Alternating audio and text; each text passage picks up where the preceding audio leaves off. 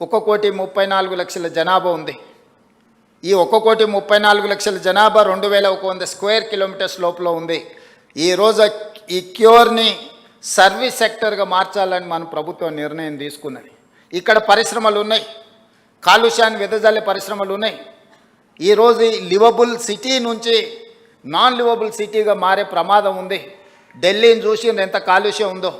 Political capital is Delhi, కానీ schools holiday, government ఆఫీసులు holiday, పార్లమెంట్కు holiday ఇచ్చే పరిస్థితి వచ్చింది. దీని కారణం విశ్లేషించండి.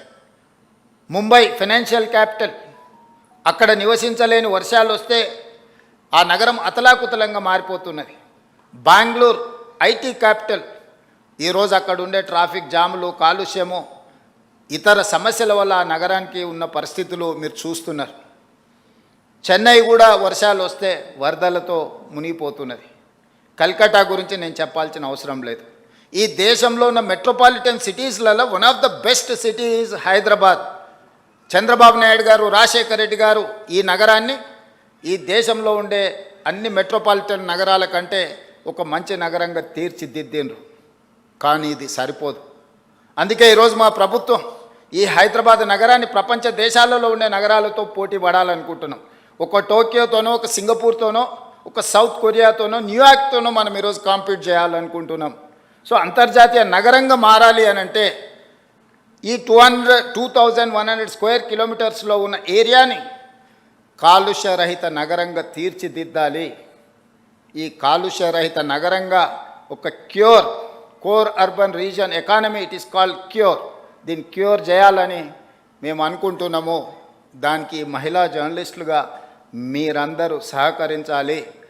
రెడ్ కేటగిరీ, ఆరెంజ్ కేటగిరీ పరిశ్రమల్ని ఇక్కడ నుంచి ఔటర్ రింగ్ రోడ్డు బయటికి తరలించాలని ఒక ప్రణాళిక తీసుకున్నాం.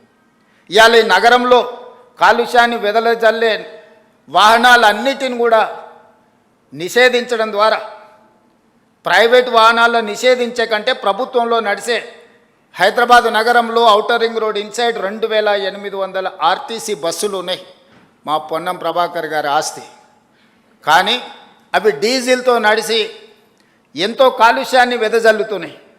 అందుకే ప్రభుత్వం ఒక పాలసీగా తీసుకున్నది.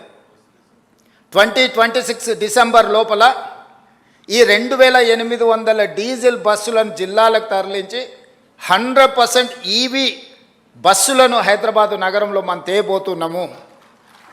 ఆల్రెడీ 500 బస్సులు వచ్చినాయి. ఇంకా 2,300 బస్సులు డిసెంబర్ లోపల హైదరాబాదు నగరంలో బై డిసెంబర్ 9, 2026 లోపల ఒక్క డీజిల్ బస్సు కూడా ఈ నగరంలో ఉండదు. నేను మీకు మాట ఇస్తున్నా.